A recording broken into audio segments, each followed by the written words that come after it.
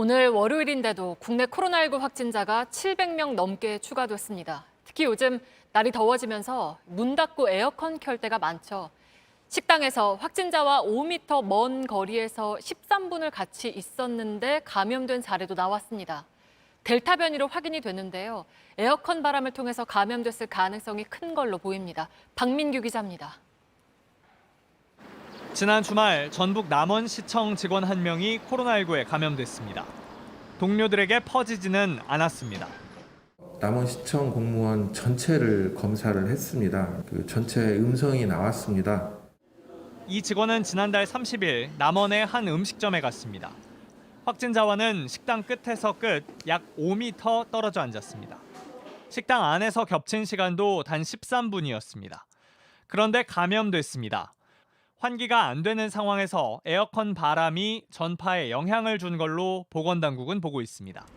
이 두 사람을 포함해 남원의 한 건축 자재상 관련 집단 감염 환자 수는 17명으로 늘었습니다. 모두 델타 변이로 분류되는데 새로 확진된 사람 중에는 거래처 160여 곳을 다닌 새마을금고 직원도 있습니다.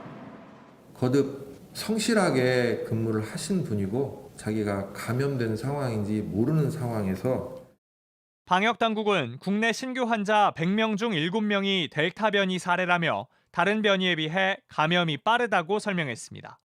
어제까지의 기준으로는 현재는 416명이 델타 변이로 확인이 되었고요. 지난주보다 2배 넘게 늘어난 겁니다. 에어컨을 트는 날이 많아지면서 확산의 위험성도 높아지고 있습니다. 젊은 층이 모였던 부산 주점 감염 사례도 에어컨이 영향을 준 걸로 방역당국은 추정합니다. 이런 감염을 피하려면 창문을 열고 충분히 환기하는 건 물론 실내에서도 마스크를 꼭 써야 합니다. JTBC 박민규입니다. 거리두기 단계를 내려서 빨리 일상으로 돌아가겠다는 정부의 계획의 시작부터 꼬였습니다. 확산세가 좀처럼 잡히지 않기 때문입니다. 모레 수요일에 수도권에 새 거리두기를 적용할지 한다면 몇 단계로 할지를 발표하는데요. 어쨌든 4명 모임, 10시 영업 제한은 그대로 유지될 걸로 보입니다. 윤영탁 기자입니다. 강남역 번화가에 설치된 임시 선별진료소입니다. 오늘부터 문을 열었습니다. 이달 말까지 한시적으로 운영합니다. 서울 25곳의 임시 선별진료소 외에 강남 2곳, 마포 1곳 등 젊은 층이 많이 찾는 4곳에 더 만들었습니다. 학원가라든지 유흥시설 밀접 지역이라든지 이런 쪽으로 해서 가능하면 검사를 많이 해서 조기에 발견해 나가겠다는 것이 좀 더 강화되는 부분이고요. 오늘 새로 나온 확진자는 711명입니다. 보통 검사량이 줄어드는 주말에 확진자도 감소하는 주말 효과도 사라졌습니다. 일요일 확진자 기준으론 올해 1월 이후 26주 만에 가장 많습니다. 증상이 약하고 활동 범위가 넓은 20, 30대에서 확산세가 무섭습니다. 최근 의심 환자 중 2.6%가 양성 판정을 받는 등 양성률이 평소보다 70% 급등했습니다. 감염 재생산 지수도 1.2로 확진자 규모는 더 커질 전망입니다. 방역 지표로 보면은 상당히 확산할 위험이 큰 상황이라고 보고 있는 상황입니다. 정부는 일주일 미룬 수도권의 새 거리두기 단계를 모레 수요일 발표하기로 했습니다. 당초 수도권엔 2단계를 적용하기로 했습니다. 6명까지 만날 수 있고 식당도 자정까지 열 수 있게 할 계획이었습니다. 그러나 수도권은 이미 새 거리두기 단계로도 3단계 격상 기준을 넘어섰습니다. 3단계를 바로 적용하거나 새 거리두기 적용을 몇 주 더 유예하거나 정부가 어떤 결정을 내려도 수도권에선 당분간 10시 영업 제한과 4명 이하 모임은 당분간 이어질 수밖에 없습니다. JTBC 윤영탁입니다. 9월 수능 모의평가를 신청하면 코로나19 백신을 맞을 수 있다고 하자 가짜 수험생들이 몰렸습니다. 그러자 교육부는 시험장을 늘리고 온라인 시험도 허용하겠다고 했습니다. 인원 제한 없이 다 받기로 했는데 백신 접종을 위한 꼼수만 더 늘어났다는 지적입니다. 성화성 기자입니다.